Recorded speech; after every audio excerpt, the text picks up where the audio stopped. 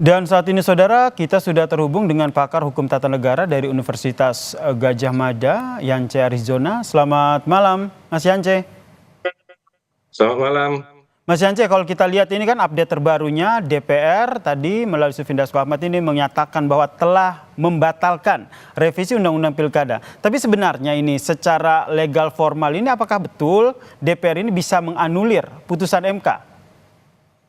Secara legal formal tentu tidak bisa DPR untuk menganulir putusan MK karena putusan MK merupakan penjelmaan dari prinsip-prinsip konstitusi ya yang sudah dibacakan oleh MK sebagai memberi makna paling tepat tentang bagaimana konstitusi itu mesti dijalankan.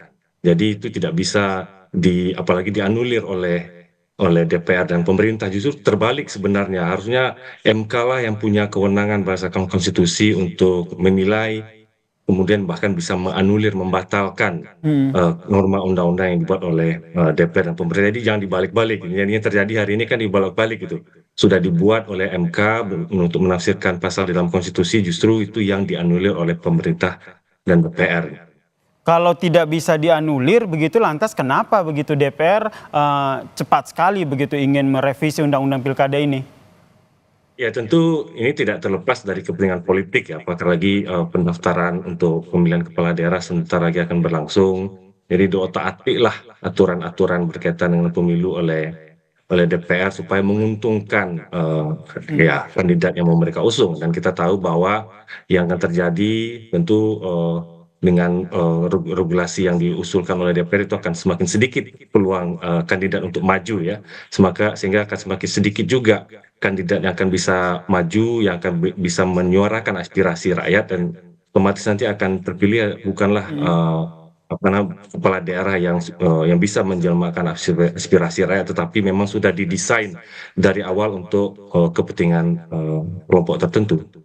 Oke, tadi kita juga sama-sama mendengarkan yang disampaikan oleh Sufindas Ahmad bahwa DPR akhirnya membatalkan revisi Undang-Undang Pilkada karena pada saat ingin rapat begitu tidak quorum begitu. Nah, apakah ini sudah resmi dibatalkan atau mekanismenya akan seperti apa? Apakah harus ada rapat lagi atau seperti apa?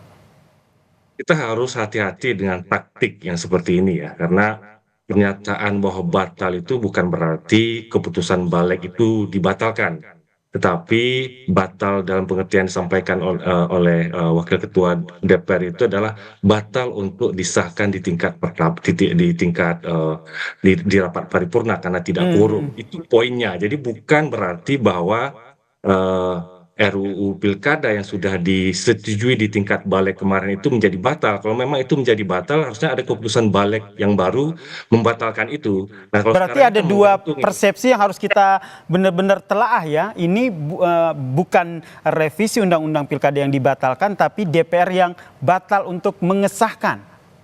Batal untuk mengesahkan di Oke. rapat paripurna, itu sebenarnya poinnya. Jadi sebenarnya posisinya sekarang masih menggantung. Kapanpun DPR bisa sebenarnya mengagendakan rapat paripurna untuk mengesahkan itu. Jadi sehingga sebenarnya masyarakat perlu waspada dengan taktik-taktik yang seperti ini. Nanti masyarakatnya lengah tiba-tiba Tiba-tiba ada rapat begitu ya. diadakan rapat, kemudian itu disahkan di rapat tingkat pertama. Sorry, di rapat tingkat kedua. Berarti salah satu celahnya adalah tiba-tiba dalam tanda kutip menggelar rapat begitu, atau ada celah lain? Ya, kalau memang betul DPR membatalkan rencana revisi ini, harus ada keputusan balik untuk membatalkan itu. Jadi selama itu belum ada, ini masih menggantung, tinggal menunggu untuk dibahas di rapat paripurna gitu. Jadi itu bahaya ada di situ sebenarnya, sehingga tuntutan dari guru besar, aktivis, kelompok masyarakat, mahasiswa untuk mendesak supaya ini dihentikan, memang harus ada wujud untuk dihentikan. Itu adalah memang balik kemudian mengambil keputusan untuk tidak melanjutkan ini. Jadi tidak bisa itu diwakili oleh satu orang. Pimpinan DPR ini harus memang jadi keputusan di tingkat balik yang tadinya sudah membuat keputusan untuk mengajukan ini untuk dibahas di tingkat rapat paripurna. Berarti harus ada keputusan baru begitu ya, yang menyatakan secara formal memang DPR membatalkan revisi Undang-Undang Pilkada ini. Ini nanti mekanismenya akan seperti apa sehingga bisa dikawal begitu? Ya, mekanismenya secara resmi balik bisa memutuskan membuat satu keputusan baru untuk tidak menyetujui revisi undang-undang pilkada itu langkah yang paling konkret ya, atau memang ya ada keputusan di tingkat pimpinan DPR berdasarkan Bamus untuk menyebutkan bahwa ini tidak akan diagendakan rapat paripurna dalam waktu tertentu, atau bahkan bisa jadi ini tidak akan diadakan rapat paripurna sampai dengan DPR berganti misalkan. Itu jadi misalnya itu jadi lebih clear ya. Oke. Ketika tidak ada ungkapan itu ya ini masih main kucing-kucingan ini, menunggu ya. Berarti kita Menunggu jangan sampai peluang. terlena ya, masyarakat jangan sampai Jangan sampai terlena terlena, dengan betul. pernyataan DPR yang telah membatalkan rancangan undang-undang pilkada ini. Tapi kan sebelumnya Balik ini kan sudah mengesahkan begitu. Apakah Betul. bukan mengesahkan tapi menyetujui begitu? Apakah Balik harus membuat keputusan baru begitu tidak menyetujui dari revisi undang-undang pilkada ini? Ya, bisa itu dilakukan bahwa jadi setelah disetujui oleh Balik akan dibawa untuk ke rapat paripurna. Jadi Balik bisa Oke. mengusulkan untuk ini tidak akan dibawa ke rapat paripurna. Hmm. Kemungkinannya masih ada tidak? Karena kalau kita lihat jadwalnya ini kan rapat paripurna itu biasa digelar Selasa dan Kamis. Ini sudah Kamis berarti harus Selasa depan begitu. Berkejaran dengan waktu pendaftaran yang juga minggu depan sudah dibuka. Peluang yang kecil itu apakah masih bisa digodok ataupun dimanfaatkan oleh mereka-mereka termaksud anggota dewan untuk melakukan revisi undang-undang pilkada ini?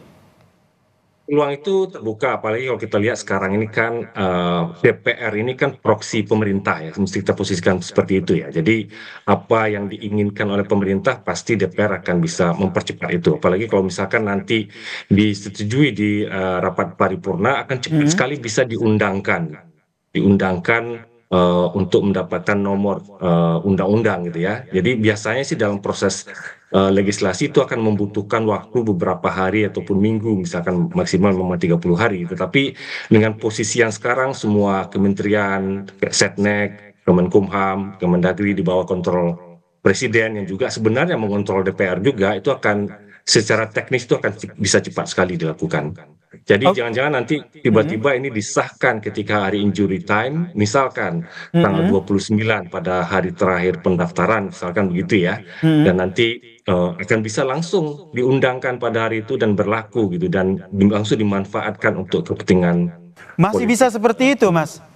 Masih bisa seperti itu yang terjadi. Jadi memang kita harus intensif untuk mengawal ini, tetap waspada Mhm. sampai dengan akhirnya ini dibatalkan ya secara resmi. Tentu tidak cukup dengan ucapan atau ungkapan dari salah satu pimpinan DPR, tapi memang harus ada dokumen hukumnya yang menyebutkan bahwa ini dibatalkan atau tidak Oke, jadi dilanjutkan. tidak hanya secara lisan begitu yang tadi sama-sama kita dengarkan, tapi perlu adanya dokumen resmi yang menyatakan bahwa DPR ini betul telah batalkan revisi undang-undang pilkada ini ya.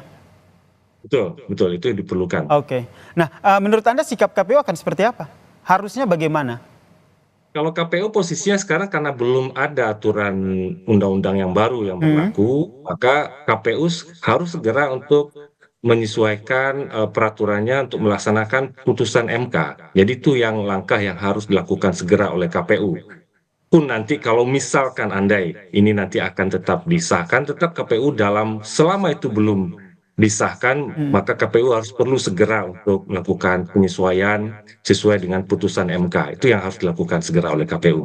Oke, diskusi ke DPR-nya akan seperti apa? Ya tentu tetap konsultasi dengan DPR ya, karena itu Mhm. ketentuannya. Jadi itu yang perlu diajukan oleh KPU untuk bisa bertemu dengan DPR. Jadi KPU sekarang mesti memposisikan bahwa belum terjadi revisi Undang-Undang Pilkada, itu poinnya gitu. Oke, Jadi poinnya itu adalah yang KPU harus mematuhi aturan dari Mahkamah Konstitusi begitu ya, harus karena patuh DPR pada putusan belum MK. mengesahkan rancangan Betul, undang-undang pilkada ini. Nah, untuk betul. timelinenya, kalau kita lihat ini kan akhirnya berkejaran dengan waktu begitu kan timelinenya, karena kalau mau ingin mengesahkan berarti DPR harus menggelar rapat. Di sisi lain mereka juga terburu waktu, pendaftaran sudah dibuka pekan depan. Peluangnya akan seperti apa? Masih seperti apa Anda membacanya sehingga kalau seandainya masih ada peluang harus didorong begitu masyarakat untuk tetap mengawal Ya, hal ini. kalau saya satu sisi dari KPU memang harus hati-hati ya, karena Mhm. kelalaian atau ketidakcermatan pada tahapan ini akan bermuara lagi kepada KPU dalam bentuk sengketa pemilu yang nanti juga akan diadili oleh MK gitu ya. Jadi KPU memang perlu cermat karena sekarang ini belum ada peraturan undang-undang revisi undang-undang pilkada, maka yang dia jalankanlah putusan MK. Apa yang mereka harus lakukan adalah menyampaikan kepada DPR untuk konsultasi mengenai perubahan PKPU untuk bisa mengakomodasi putusan MK. Itu perlu mereka lakukan, terlepas nanti DPR apakah itu akan mengulur waktu, itu kan persoalannya di DPR, tetapi dari KPU sendiri harus sudah jelas langkah-langkahnya untuk menjalankan itu gitu.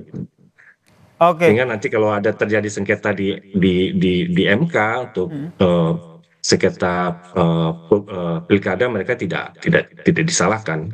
Oke, kemudian tentu saja nih menunggu revisi Undang-Undang Pilkada, kemudian meskipun DPR telah membatalkan revisi Undang-Undang Pilkada ini, Anda melihat pengaruhnya ke peta politik nanti akan seperti apa? Mengingat ini minggu depan udah mulai pendaftaran. Ya tentu sekarang seluruh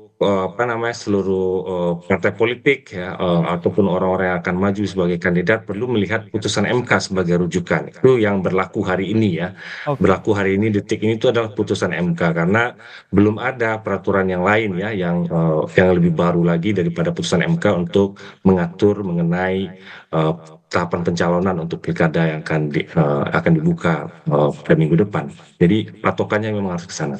Oke, patokannya ke putusan MK dan harus tetap mengawal ya sehingga betul-betul ada keputusan formil dari DPR terkait dengan dibatalkannya revisi Undang-Undang Pilkada, begitu ya Mas Yance ya? Betul. Baik, terima kasih pakar hukum tata negara dari Universitas Gadjah Mada, Mas Yance Arizona telah bergabung bersama kami di Kompas Malam. Salam sehat Mas Yance.